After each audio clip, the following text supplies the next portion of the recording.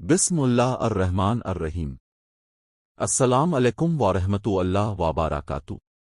میرے محترم بھائیوں اور بہنوں، آج ہم ایک اہم سوال پر غور کریں گے، وہ خالص دین کیا ہے جو رسول اللہ نے ہمیں سکھایا۔ اللہ تعالیٰ فرماتا ہے، خبردار! خالص دین صرف اللہ ہی کے لیے ہے۔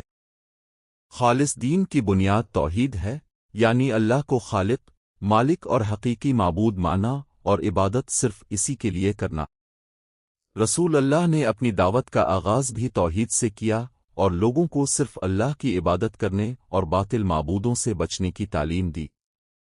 اسلام صرف نماز، روزہ، ذکر اور حج کا نام نہیں، بلکہ پوری زندگی گزارنے کا طریقہ ہے۔ ہمارا گھر، کاروبار، لین دین، اخلاق اور لوگوں کے ساتھ برتاؤ بھی دین کا حصہ ہے۔ جھوٹ، دھوکہ، ظلم، خیانت اور دوسروں کے حقوق مارنا اسلامی تعلیمات کے خلاف ہے۔ خالص دین کو سمجھنے کا اصل معیار قرآن اور رسول اللہ کی صحیح سنت ہے۔ اللہ تعالیٰ فرماتا ہے، جس نے رسول کی اطاعت کی، اس نے اللہ کی اطاعت کی۔ اس لیے دین کو اپنی خواہشات اور رسم و رواج کے مطابق نہیں بلکہ قرآن و سنت کے مطابق سمجھنا چاہیے۔ عبادت کا وہی طریقہ اختیار کرنا چاہیے جو رسول اللہ نے سکھایا۔ خالص دین کا اہم تقاضا شرک سے بچنا بھی ہے۔ قرآن فرماتا ہے، بے شک شرک بہت بڑا ظلم ہے۔ دعا، عبادت اور بندگی صرف اللہ کے لیے ہونی چاہیے۔ نماز ہمیں اللہ کی طرف لوٹتی ہے، روزہ تقوی سکھاتا ہے، ذکر ضرورت مندوں کے حقوق یاد دلاتی ہے، اور اچھے اخلاق ہمارے کردار کو سنوارتے ہیں۔ رسول اللہ نے سچائی، امانت، عدل، رحم اور حسن اخلاق کی تعلیم دی۔ صحابہ نے دین کو صرف سنا نہیں بلکہ اپنی زندگی میں عمل کیا۔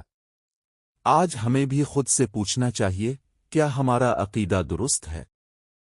کیا ہماری عبادت قرآن و سنت کے مطابق ہے؟ کیا ہمارے معاملات اور اخلاق رسول اللہ کی تعلیمات کے مطابق ہے؟